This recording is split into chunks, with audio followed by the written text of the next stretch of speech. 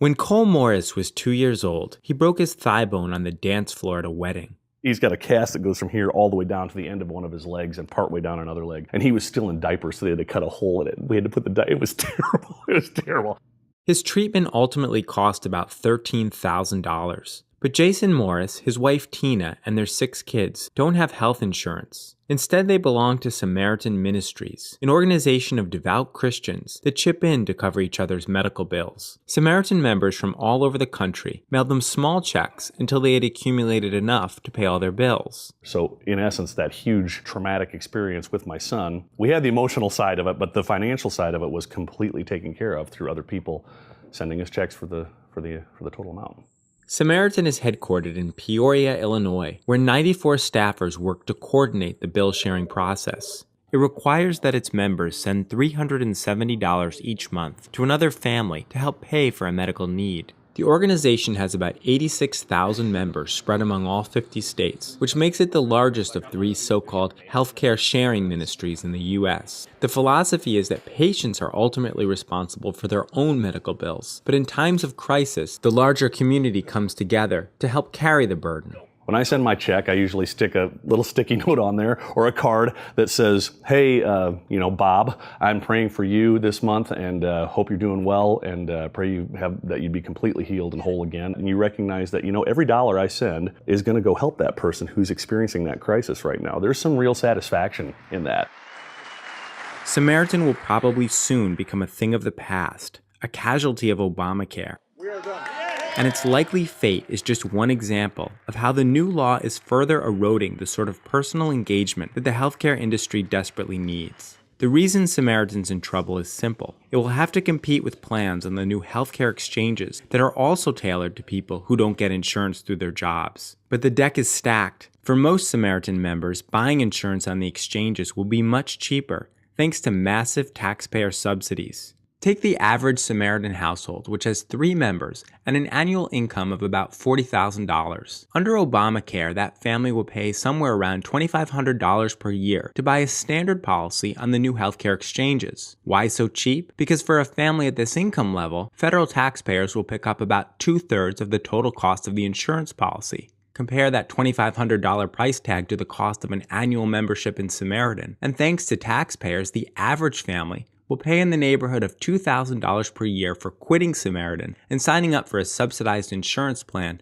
with richer benefits. Overall, Samaritan members have incomes low enough that about 90% of them will be eligible for federal subsidies. What ties us together is not our desire to get our healthcare bills met. James Lansbury, who's Samaritan's executive vice president, says most members will stick with the organization regardless. This is part of who we are. It's part of our DNA as the Christian church. And instead of wanting to be a part of an insurance company, when I joined, I wanted to be a part of something where the body of Christ was actually banding together and doing what the Bible commanded in a more personal and real way. And Samaritan Ministries was a great example of that, and I wouldn't want to do anything else for my own health care. But it would hardly be the first time that a new government entitlement destroyed a voluntary organization built around commonly held beliefs. In a sense, Samaritan is one of the last mutual aid societies, organizations that once played an integral role in American life. They were geared towards providing temporary help to those unlucky enough to lose a job or get sick without creating permanent dependency. Mutual aid societies started disappearing with the rise of government programs like welfare, Medicaid, food stamps, and unemployment insurance.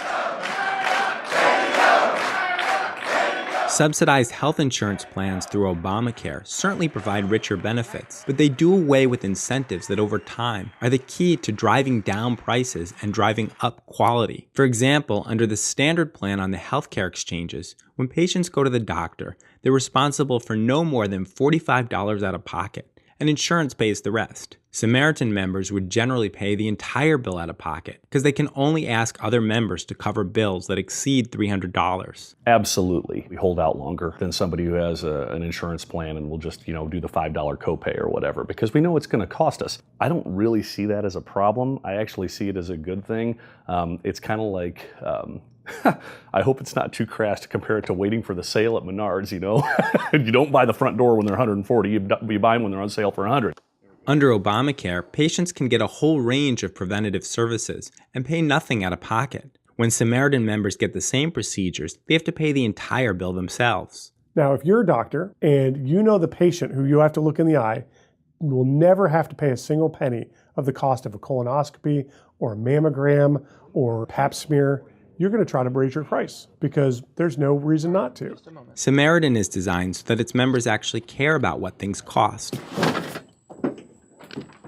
Roger Stuber, who belongs to Samaritan and works as a residential contractor in Tremont, Illinois, has gone to extreme lengths to save money for his fellow members. He had brain surgery last year to repair a leaky vein in the right side of his head. A pool of blood right in this area of my brain. The hospital initially was going to charge him more than $63,000 for his surgery. Even though he'd be reimbursed by other members, he negotiated the bill down to just over $36,000. When he was billed $5,000 for a follow-up MRI, at first the hospital refused to offer him much of a discount. So I finally looked up where their financial department was, drove out to their finance offices, sat down and wanted to speak to the lady in charge. The hospital eventually agreed to accept just under $1,500 if Stuber would pay cash on the spot. I'm part of a body there at Samaritan. If I can keep costs down, I'm helping the group.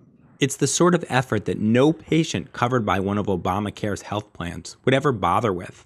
Whatever the fate of Samaritan Ministries, the growing role of government in the sector is taking away the power of individuals to make healthcare cheaper and better.